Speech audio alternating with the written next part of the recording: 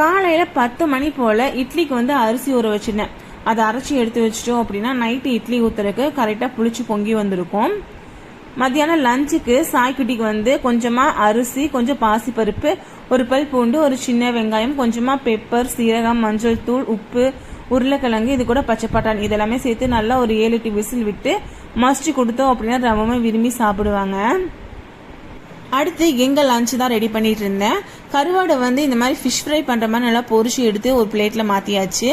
அதே எண்ணெயில் வந்து ஒரு 2 பெரிய வெங்காயம் நீல வாக்கில் கட் பண்ணிவிட்டு இந்த மாதிரி கோல்டன் ப்ரௌன் ஆகிற வரைக்கும் நம்ம ஃப்ரை பண்ணிவிட்டு நம்ம ஃப்ரை பண்ணி வச்சுருக்க கருவாடும் போட்டு நல்லா மிக்ஸ் பண்ணி எடுத்து சாப்பிட்டோம் அப்படின்னா ரொம்பவுமே சூப்பராக இருக்கும். சாம்பார் கூட இந்த கருவாடு தொட்டு சாப்பிட்றதுக்கு ரொம்பவுமே சூப்பராக இருந்துச்சு. நைட்டு டின்னருக்கு பார்த்தீங்கன்னா இட்லியும் தக்காளி சட்னியும் தான் ரெடி பண்ணியிருந்தேன். காரம் கம்மியாக தான் போட்டிருந்தேங்காட்டி நம்ம சாய்க்குட்டியுமே இதையே சாப்பிட்டாங்க.